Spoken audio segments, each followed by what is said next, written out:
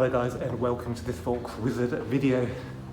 Forgive the bleary-eyed nature of me. It's about 5:45 in the morning and I'm in Heathrow, T5, just about to get a plane to Aberdeen to fulfill a bit of a fantasy of mine, and that's to drive a press car back from a media event.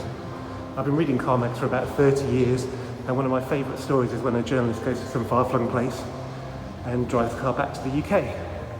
Well, it's not a particularly glamorous trip, this one, because it's only Aberdeen, but the car at the end of the flight certainly makes up for it because it's a brand new TTRS, so it's a press launch for the new WLTP approved RS3 Sportback, RS3 Saloon and TT RS Roadster and Coupe. So without any further ado, let's get on this flight to Aberdeen and go and see these wonderful 5-cylinder cars.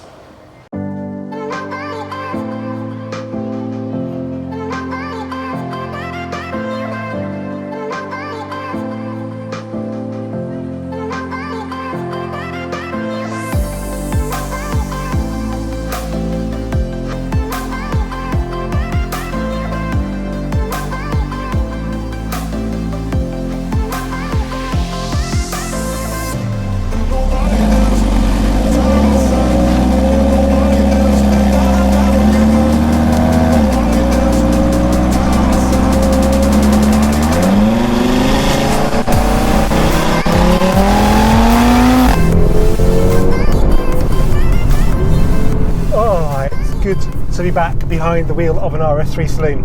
So if you watch the channel for a while, you will know that I am a big fan, so much so that I bought one myself. It all started off when I hired one in Munich in the summer of 2018. I had that for a week in the Alps. I made 4 videos, and if you haven't seen them, please do, because you'll just know why I love the car so much if you watch those, because the car was really in its element. And then I got back and I actually really wanted to buy one. I loved it so much, and in the September, or I think the August, one was offered to me. It was pretty much identical to the one that I'd had in the Alps, but it wasn't Viper Green. It had actually more spec on it, I think. And I had that for a good few months, but then an R8 came along, and well, yeah, would you blame me? Well, yeah, maybe you would, because the R8 is nothing like as accomplished a car as this. It seats 4, it sounds great, it's faster than the R8. Anyway, the R8's an emotional purchase. You can definitely justify this with your head, and there's a lot of emotion as well. I mean, that 5-cylinder engine,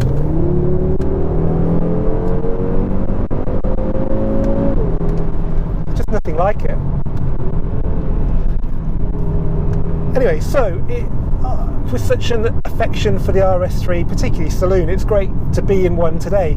I'm here in the Aberdeen area. I think we're heading into the Cairngorms right now, and I've got a Daytona Grey car, which is the Audi Sport Edition. This is new for this slight model improvement, so that you get a package of things that come to about $4 grand, which we'll talk about when we get to the outside of the car. But now the big question is the engine a bit quieter now we've got a petrol particulate filter? Well, we're in dynamic mode now, full on dynamic, and I'd say it is.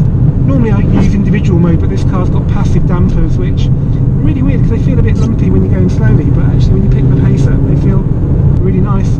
The car I had in Italy had passive dampers. The one I bought myself had mag ride, and it's not a massive difference, to be honest. I think even on this road, which isn't perfect, the ride quality is really good, but at slower speed, like I say, it can feel a little bit lumpy.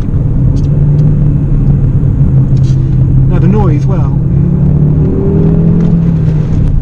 I think it's a tiny bit quieter. I don't know if you can hear it. It's still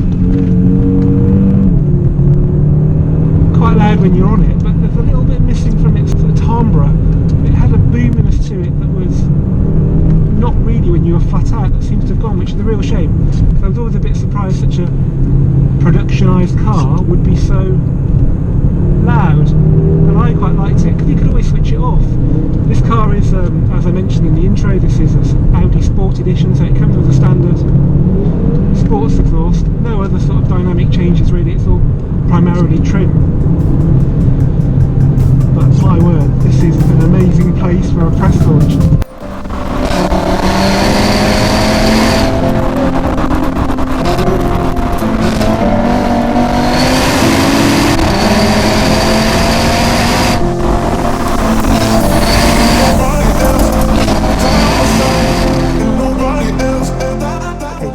brand new Audi RS3 saloon, fully WLTP approved now, and to be perfectly honest, there aren't an awful lot of changes I can show you. The big one on this particular car is that it's got the Audi Sport Pack, which gives you basically the black pack, the pan roof, sports exhaust, which gives you black tips anyway, and probably the most obvious signifier of the Sport Pack are the wheels. Now these are the rotor wheels that were originally restricted just to the RS3 Sportback, and a lot of people didn't like the standard wheels on the saloon because they were the double 5 spokes, which you could have in silver or black and polished, but they're a bit of a funny style. These are much more in keeping with what people expect from an RS model, so I think that's a step in the right direction. I'm not sure if you can order them separately. If you can't, it's a bit of a shame. You do get the wider tyres, that's quite interesting as well. So you get the wider tyres with these, so not only are they a different design, you get the width at the front, which is quite important in quelling the understeer or making them last longer on track, depending who you believe. This car under this dirt, I'm sorry, look where we are. It's going to be a bit muddy around here, but it's been worth it. The roads in the Cairngorms are amazing. Sorry, the colour is Daytona grey with a bit of mud, but I think, like with any RS model, a bit of mud actually looks in keeping. So yeah, not really an awful lot to point out. Out here, it's got standard steel brakes, black calipers. Okay, let's have a look inside where it's marginally cleaner. So another feature of the Audi Sport Pack is that you get these super sport seats. These are pretty much essential anyway, so even if you haven't got the Sport Pack, you should order these because the standard seats are pretty boring to look at. And these are lovely and comfortable. They're supportive, they're not crazily restrictive either, so yeah, definitely a must. The other thing it's got is the comfort and sound pack. Well, the key features of that are the B&O, and it's got a rear view camera. I think there are a couple of other things. If you look at my spec video for RS3, you'll see all the options you can have on these. Now, what else? Just to check the facts, because it's really hard to remember everything. This is what the Audi Sport Pack has got. So in addition to standard, we have black door mirrors. There. We have the black styling pack, which adds black highlights to the exterior. So radiator grille, window trims, and rear diffuser insert. So as standard, you get bits of black and bits of silver. This just puts it all in black, which is pretty cool. You also get carbon inlays, which I seem to recall are quite an expensive option. Let's have a look at those. So yeah, there we go. Yeah, quite tasteful actually, go across the dash as well. So yeah, it's quite nice. Super sport seats we've done. Panoramic glass sunroof, well that's pretty cool. It says here rear spoiler on the saloon. Well, you get a rear spoiler anyway, so I'm not sure what that means really. I think it just probably means that it's black. And then you get the RS Sports exhaust system. Okay, I'm here at the lunch stop in Braemar at the Fife Arms, and as always, there's never enough time on these days, but I've just caught the cars pretty much all lined up here, so I'll just give you a walk around them, and then I'll show you which one I'm going home in for the next few days. So let's get going with this TTRS in red. And I think because it's got the black mirrors, this must be an Audi Sport model. It's got the black pack. Yep, and then we've got my lovely Daytona grey RS3 saloon. We've got this sort of pretty bland looking white RS3. This is non-Audi Sport Pack. It's got the standard silver rotors. So quite a stealthy looking car actually, that. If you want that kind of thing. It's got the aluminium as well, so it's, yeah, probably quite basic. And then we've got Nardo grey Audi Sport TT RS Roadster, which is my car that I'm going home in. I've got to drive this back to Birmingham today. And then that's its sister car, so CYL is mine, CYK is this car. Right then, we'll do some more TTRS stuff in a bit, but first I think it's time for lunch now because it's nearly 2 o'clock.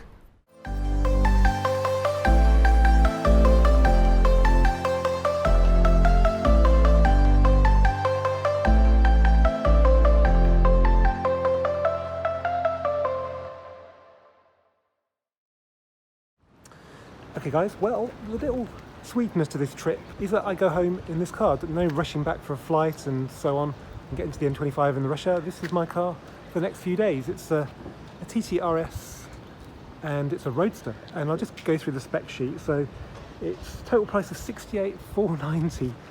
Base cars I think is about 58 anyway, so about 10 grand worth of options, so definitely a spec video is justifiable a bit later on. But it's got things like the extended RS styling pack in blue, carbon engine cover, matrix LED headlights, storage pack, mag ride, power folding mirrors, top speed increase, Audi side assist, smokers pack, which you can't get in the UK apparently. So these are all funny spec that's been sent over from Germany. Advanced key and B&O. Well, it's probably about 2:30, getting on for 3 now here in lovely Braemar. And I've got to get home. I was looking at Waze and it says it's going to take me about 7 to 8 hours. So I'm not expecting to get back much before 10 o'clock, but we'll see how we get on. So you can join me for the journey. It's going to be pretty boring after we get to the border, but up until then we're going to see some great roads. So let's get in this Audi TT RS Roadster and get back home.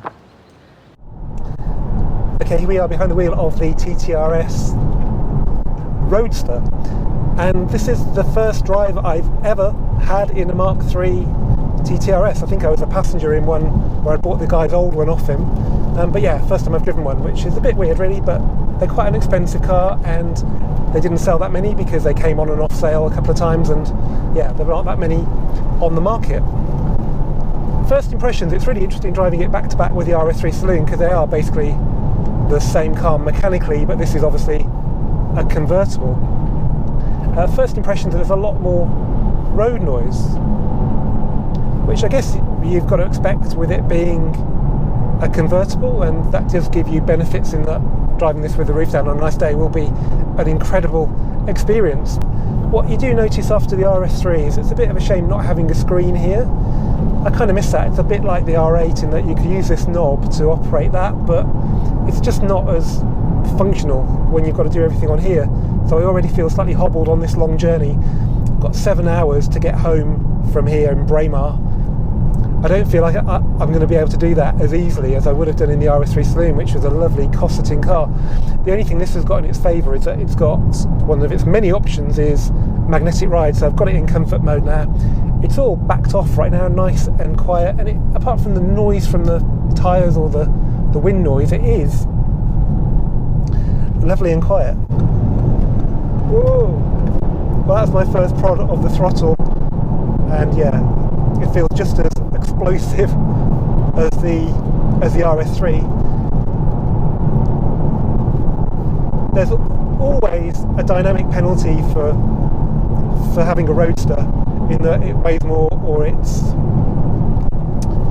flexy, but so far with the roof up it doesn't feel significantly different to the helm of the RS3, which was pretty good.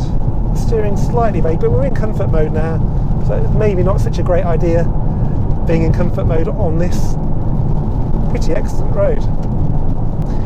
Anyway, so far, I mean, I'm glad I've got Quattro because the weather's not brilliant, and I've got auto wipers, I've got heated seats there somewhere on the end, yeah, hidden in the dash vents. I'm pretty comfy. One little issue is that I can't find Apple CarPlay, and because we haven't got a central screen, maybe that's why. I was looking forward to just banging Waze on and just following that, but now I've got to try and manage the two with nowhere really to put my phone, so we'll see how we get on. That could just be me not looking hard enough at how to find it. Anyway, I'll report back to you later on at some point when I've got a better feel for the car, and we'll see if we bonded.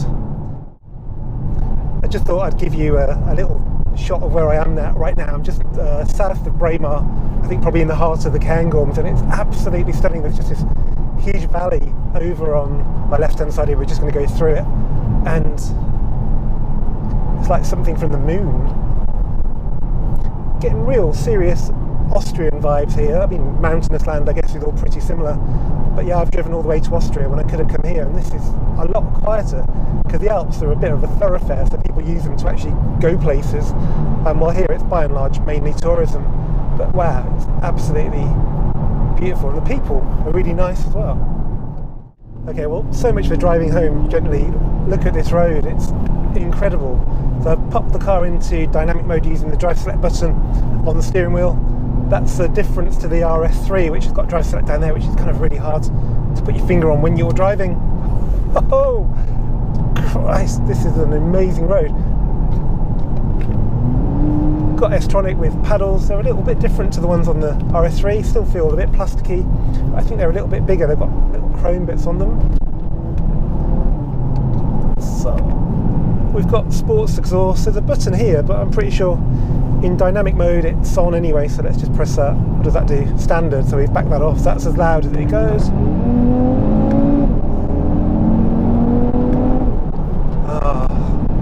The only thing better than being in here doing this is being out there listening to it. So here in dynamic, the dampers are in dynamic mode, but the road's really lovely. The surface is like Germany, funnily enough. It's twisty, and that's alright, but it's not broken up, so dynamic seems to be quite compatible.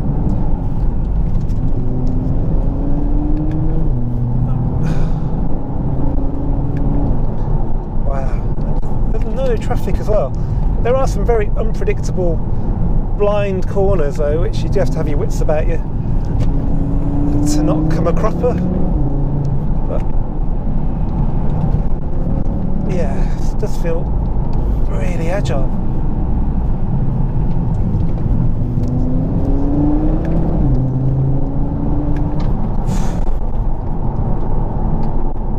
Well, I've just had my lunch though. I think I'd actually better go back to taking it easy. So, is it one press? 3 presses on drive select. We're back in non-vom mode. Okay, well this road now is pretty poorly serviced surface, so I popped it into auto mode. Seems to be working pretty well. It kind of reads the road and adapts the dampers to suit.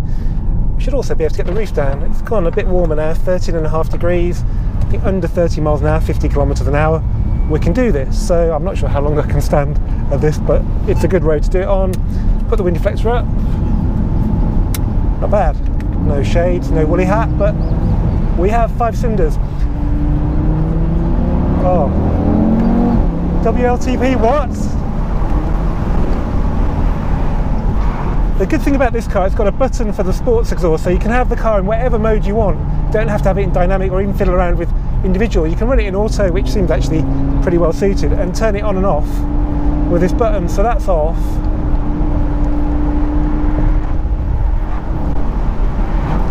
That's on. There's still a little bit of wind around my neck, but it's not too bad. Hair is ruffled a bit, nearly hit a hair. The wildlife around here is probably more dangerous than anything, I think. There aren't many other drivers, so you have to be careful. Maybe if I didn't press sports exhaust, it wouldn't have heard us and it would have run in front of us. It stopped just short. So there you go. If you live in the Highlands and you want a safe car, make sure you buy one with a very noisy sports exhaust. Wow, this is, apart from the coaches that can't fit on the road.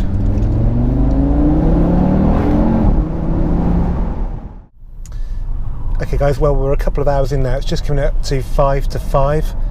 Unfortunately, the thing about Scotland is that all the traffic sort of converges on the roads around Glasgow and Edinburgh, and coming up to 5 o'clock it's going to be quite busy, so I'm stuck in a bit of a jam now.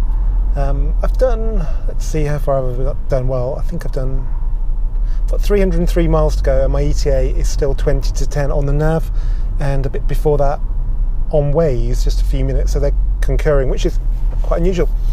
Yeah, I've got used to the car now, and it's a pretty incredible car. Okay, this car's 68,000 quid, which when you think about it being based on a Golf sort of, it sounds a lot, but then if you think about what it does, it's quite good value. If you spec'd an R8 to a similar level, it would be double. I know you could buy a reasonably good used one for 68, but the slight problem with 68 for this car, things like the plastics are quite cheap looking, because the entry level for this car is probably, I don't know what, high 30s, and it's going to be the same door cappings. Likewise, the top of the dash towards the windscreen looks a bit cheap, but the bit down here is a bit better. But compared to a lot of TTs, the interior in this car is far, far nicer, because it's got a lot of gilding. So we've got the carbon fibre in the middle, we've got this blue pack, quilted leather. It's just a shame that the more basic TTs are lacking the sparkle of this one, because they can look a bit bland. Anyway, this automatic gearbox, 7-speed S-tronic, is doing a great job. It was great on the roads back there where I was having fun, and it's just great now just being able to let it do its thing in traffic. What's also good is the blind spot warning system on this car. I've said this before when I've had it, and I miss it when I don't, particularly when you've been on the road all day. You've been up at 5 o'clock, it's 5 o'clock in the evening now, and you might be slightly less efficient at spotting things than you might if you'd had a good night's sleep and a shorter day. So if a car comes along at above a certain speed, probably not crawling, it will warn you with a flash in the mirror, which I find, yeah, quite a nice thing to have that. Anyway, I'll report back some point, hopefully, when we get into England. Okay, we're about 3 hours in now, and we've just come from Scotland into England. So the M74 has become the M6, and almost immediately we're into 50-mile-an-hour roadworks. Yeah, the M74 is interesting. I always stupidly, until recently, until I drove it, assumed Glasgow and Edinburgh are very close to the border, but they're not. There's a hell of a lot of moorland in the border country that's south of there, so it takes quite a long time to do that from Glasgow to the border, over an hour. But yeah, we're doing all right. I love Scotland, but I'm always so happy to see the England sign, because it just means I'm a bit closer to my bed. And on this occasion it means roughly we're halfway through the journey, so we've got 208 miles to go, ETA of 25 to 10, and we've done, if I can get it right, we've been driving 3 hours 22 minutes, 30.7 mpg average. It's not too bad, all things considered. We haven't been hanging around, and we've got 208 miles to go, so we're just under halfway right now. But it's all going pretty well. I don't feel like I need to have a stop, which probably means I've been dehydrated, but I'll probably have to at some point, and unfortunately the fuel range is about 50 miles too short to get me back home. But I guess to get even close to being home from Braemar is pretty good going anyway. So we'll see how we get on. Probably next stop then will be some services somewhere, no idea where. Okay guys, first stop of the trip, and I'm at Charnock Richard Services near Preston, which is where I came in my R8 when I bought it back in December, about 5 months ago. Anyway, I've done 286 miles now, I've got just over 100 to go. I had a very early start to today. It's quite late in the day now, I'm still not near home, but I'm not stressed. This car's been very comforting. RS models for me should be really exhilarating on the right road, like in the Cairngorms, but when you need to get somewhere long distance driving, they should calm down and just get you there with a minimum of fuss, and this car's been great. Been in comfort mode since about Stirling, and it's just been great. Yes, an RS3 might be a little bit quieter, but still a fantastic car.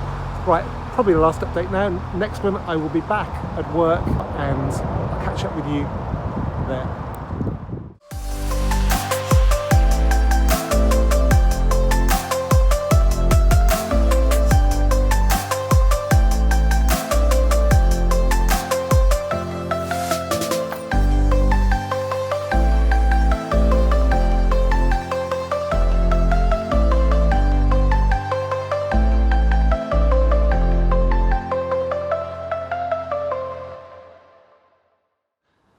Okay, well, here we are back at my premises. It's just getting dark now. It's about 20 to 10. I've been driving for 6.5 hours, just one break, 400 miles, and this car has been epic. There isn't really an awful lot to fault this car on. I just can't believe how good it is. I bought a TTRS Mark II with my own money back in 2015, and I took it to the Alps, and I really dearly want to do it with this car. I'd do it now if situations allowed, but yeah, anyway, there'll be another video on this car talking about it in more detail, going through the options. There's about 10 grand worth of options, which on a little car like that is quite interesting to see how they've deployed them. But yeah, so if you've enjoyed this video, please give it a thumbs up, please comment, please share, please subscribe, and I'll see you for the next one very soon.